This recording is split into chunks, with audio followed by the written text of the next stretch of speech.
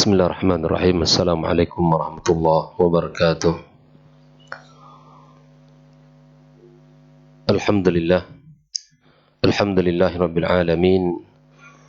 Wassalatu wassalamu ala asyrafil mursalin wa ala alihi tayyibin wa ashabihi al-ghurril mayamin wa man tabi'ahum bi ihsan ila yaumiddin.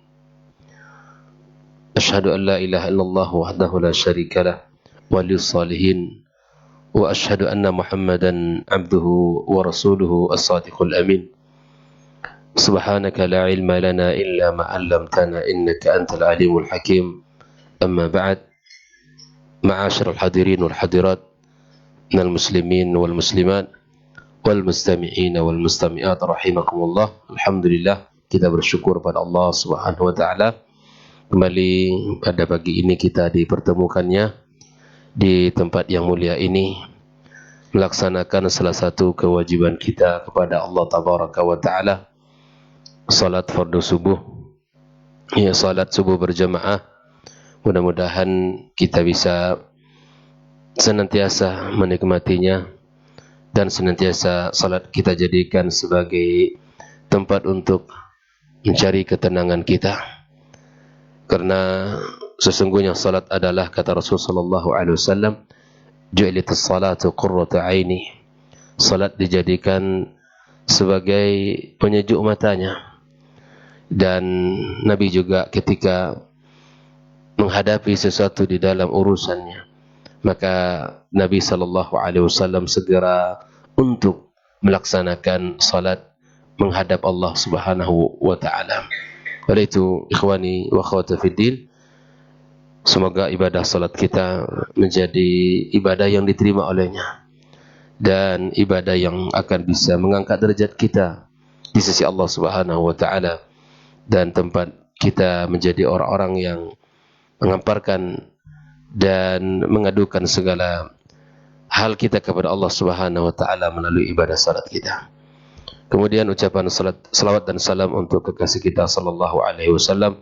Allahumma salli wa sallim wa barik ala Muhammad. Kembali kita melanjutkan pembahasan tentang 55 wasiat Rasul sallallahu alaihi wasallam. Pagi ini kita mengambil wasiat yang ke-40. Wasiat yang ke-40, yaitu tentang haqiqatul faqr, hakikat kefakiran. Hadis yang berbicara dalam bab ini adalah hadis yang diriwayatkan oleh Abu Dzar radhiyallahu taala anhu. Dia berkata, qala li Rasulullah sallallahu alaihi wasallam, Rasul bersabda, ya, Rasul berkata kepadaku, ya Aba Dzar, atara anna kathratal mali huwal ghina. Atara anna kathratal mali huwal ghina. Kemudian Nabi SAW mengatakan, melanjutkan, qultu na'am ya Rasulullah. Abu Dzar mengatakan, iya ya Rasulullah. Innamal ghina ghinal qalb wal faqr faqrul qalb. Wa man kana al-ghina fi qalbihi fala yadurruhu ma laqiya min ad-dunya. Wa man kana al-faqr fi qalbihi fala yughnihi ma akthara min ad-dunya. Ma akthara min ad-dunya. Dari hadis ini, Rasulullah sallallahu alaihi wasallam mendefinisikan kepada kita tentang hakikat kefakiran, bahwa orang-orang kaya pasti selalu merasa cukup. Belum tentu. Kalau kita melihat secara zahir, orang-orang kaya selalu merasa cukup. Belum tentu. Itu tidak ada jaminan. Betapa banyak orang yang kaya namun masih merasa kurang dan kurang. Hati yang tidak merasa puas dengan apa yang diberikan oleh Allah Subhanahu wa taala dari rezeki. Ini masih terus mencari-cari apa yang belum ia raih. Hatinya masih terasa hampa karena ada saja yang belum ia dapatkan. Mari kita lihat dari hadis yang sudah kita bacakan tadi, bahwa Rasulullah SAW berkata kepada Abu Dzar, apakah engkau memandang bahwa banyaknya harta itu adalah yang disebut dengan kaya, wahai Abu Dzar? Abu Dzar berkata, iya ya Rasulullah. Kemudian Nabi SAW kembali bertanya, ya, dan apakah engkau memandang sedikitnya harta itu adalah orang fakir? Kemudian Abu Dzar berkata, iya ya Rasulullah. Lantas Nabi kita SAW mengatakan, sesungguhnya yang namanya kaya adalah kaya hati, kata Rasul. Yaitu hati yang selalu merasa cukup. Sedangkan kefakiran itu adalah fakirnya hati. Hati yang selalu merasa tidak puas. Inilah yang disebutkan oleh Rasulullah SAW tentang hakikat kefakiran dan hakikat orang kaya. Ini adalah nasihat dari Nabi kita SAW. Nasihat yang sangat berharga bagi kita. Nasihat dari suri tauladan kita SAW. Seorang manusia yang merenungkan bahwa banyaknya harta dan kemewahan dunia bukanlah jalan untuk meraih sebuah kebahagiaan sejati. Bukan itu satu-satunya jalan. Bagi Nabi kita SAW, bahwa orang yang memiliki banyak harta itu bukan satu-satunya jalan untuk meraih kebahagiaan yang sesungguhnya. Karena orang kaya selalu merasa kurang. Jika diberi satu gunung emas, kata Rasulullah, maka dia akan menginginkan satu gunung yang lain. Atau dalam bahasa yang lain, jika seandainya ada satu lembah emas, maka dia merasa ingin satu yang berikut. Dan begitu seterusnya. Oleh karena itu, kekayaan sejatinya adalah hati yang merasa cukup. Hati yang merasa puas dengan apa yang telah diberikan Allah Subhanahu wa taala. Itulah yang disebut dengan qanaah. Itulah yang disebut dengan ghani, orang-orang yang kaya sebenarnya. Ibnu Battal rahimahullah taala menyebutkan tentang hadis ini, ya, hakikat kekayaan sebenarnya bukanlah dengan banyaknya harta.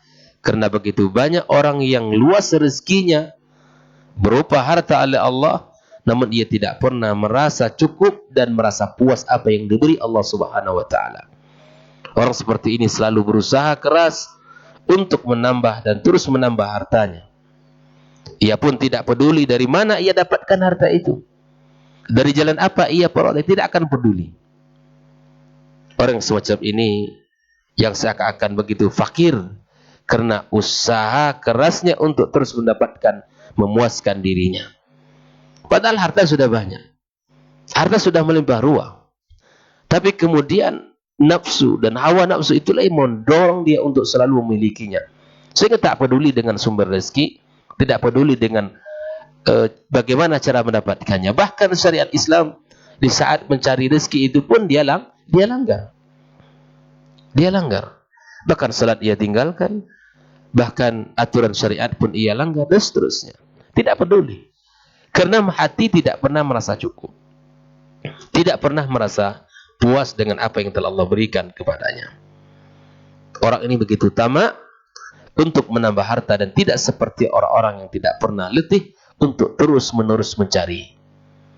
Tidak pernah dia kenal lelah. Tidak pernah dia merasa letih.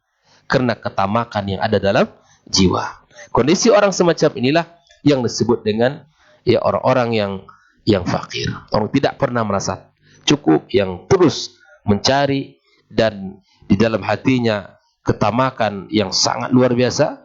Maka inilah orang-orang yang fakir di sisi Allah Subhanahu wa taala. Ibnu Hajar Al-Asqalani menyebutkan, orang yang disifati dengan kaya hati adalah orang yang selalu qanaah, yang merasa puas dengan rezeki yang Allah beri kepadanya. Ia tidak begitu tamak untuk menambahnya tanpa ada kebutuhan. Ia pun tidak seperti orang yang tidak pernah letih. untuk mencarinya. Ia tidak meminta-minta dengan bersumpah untuk menambah hartanya. Bahkan yang terjadi padanya ialah ia selalu ridha dengan pemberian Allah Tabaraka wa Ta'ala yang maha adil padanya. Orang inilah yang seakan-akan kaya selama-lamanya. Makanya kata para ulama, al-qana'atu kanzun la tafna. Qana'ah itu adalah harta yang tak pernah habis. Harta kita yang paling yang tak akan pernah habis adalah qana'ah. Merasa puas dengan apa yang Allah berikan dan merasa cukup dengan apa yang telah Allah karuniakan kepadanya. Baik ikhwani wa akhwati fid din, hafizakumullah wa ra'akum. Orang yang kaya hati itu berawal dari sikap ridha kepada Allah Subhanahu wa taala.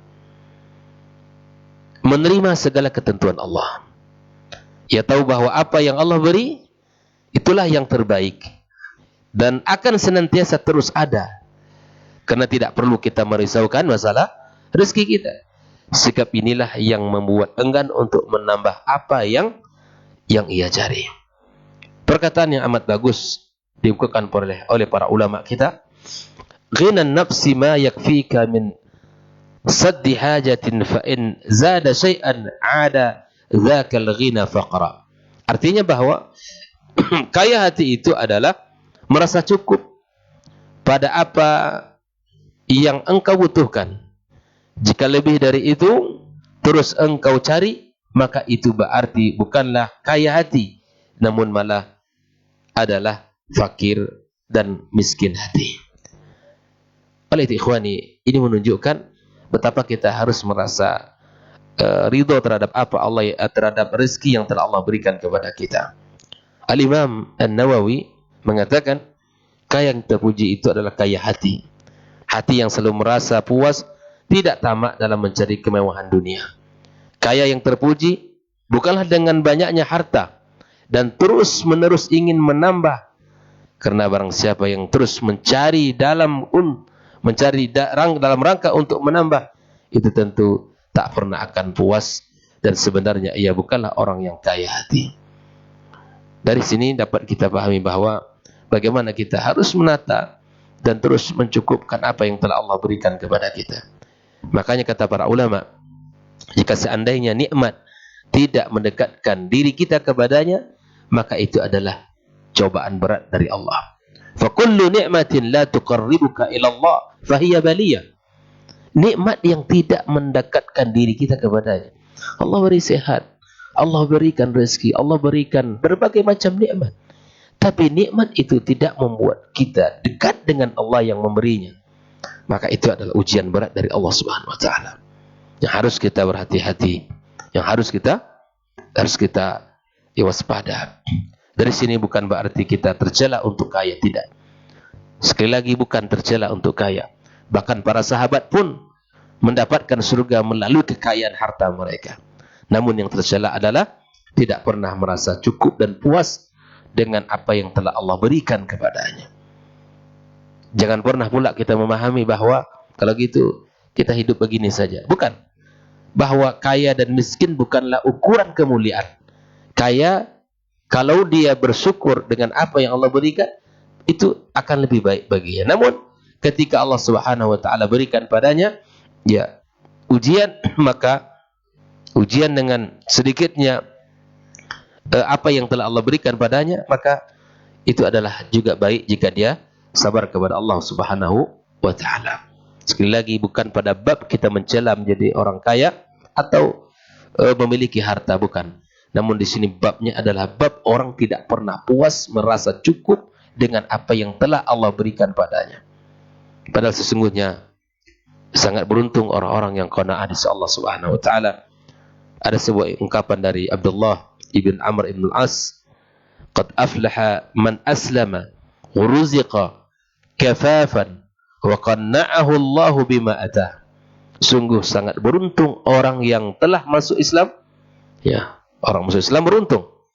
Nabi sallallahu alaihi wasallam meminta pada dalam bab ini, sungguh beruntung orang yang telah masuk Islam, diberikan rezeki yang cukup dan Allah menjadikannya merasa puas dengan apa yang telah Allah berikan kepadanya. Jadi Islam adalah jalan keberuntungan. Dan ditambah dengan rasa cukup dengan apa yang Allah berikan, itu juga jalan keberuntungan. Nabi Shallallahu Alaihi Wasallam selalu minta pada Allah dalam doanya. Yang pertama, Allahumma inni as'alukal huda wat tuqa wal afafa wal ghina. Ya Allah, berikanlah aku ketakwaan, berikanlah aku petunjuk, ketakwaan dan sifat afaf, yaitu menjaga diri, wal ghina, dan merasa cukup. Ini yang diminta oleh Nabi kita SAW dalam munajatnya. Allahumma inni as'alukal huda wat tuqa wal afafa wal ghina. Ya Allah, berikanlah kepadaku petunjukmu dan ketakwaan serta menahan diri dari hal-hal yang tidak dibolehkan. Itu afaf.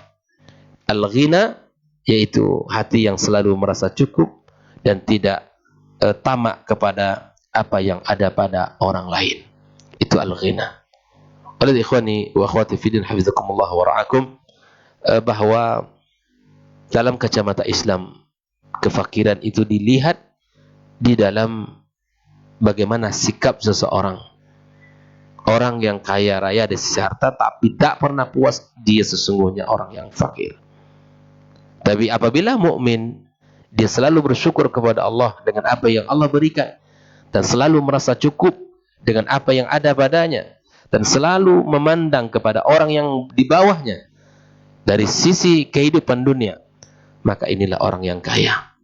Dari situlah kita di mana dilarang untuk melihat kepada orang-orang yang lebih dari kita dari sisi harta. Sebab karena jika itu kita lakukan, kita tidak akan pernah merasa cukup dan puas, akan senantiasa merasa kurang dari rezeki yang telah Allah berikan kepada kita.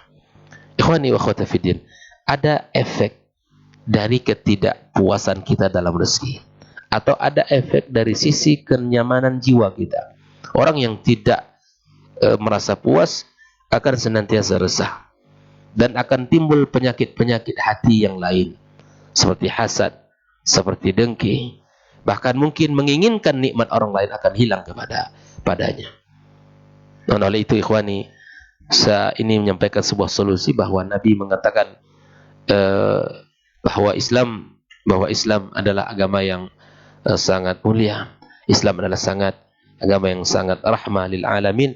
Maka kita sebagai orang-orang yang beriman kepada Allah Tabaraka wa Ta'ala, kita harus merasa puas dan cukup dengan apa yang telah Allah berikan.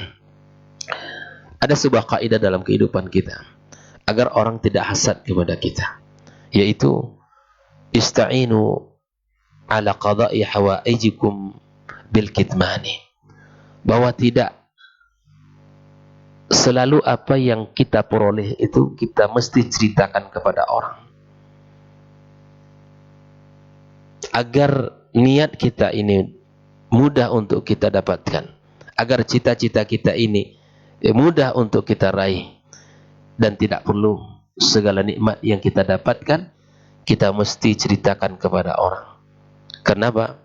Karena ada orang yang hatinya hasad kepada kita, ada orang yang hatinya tidak senang kepada kita. Oleh itu, agar tujuan kita, agar niat-niat kita dimudahkan oleh Allah Subhanahu wa Ta'ala, maka sembunyikan. Tidak perlu semuanya kita beberkan kepada orang. Kita ceritakan segala nikmat yang telah Allah berikan kepada kita, agar kita tidak mendapatkan hasad dan mata ain dari orang lain. Sembunyikan.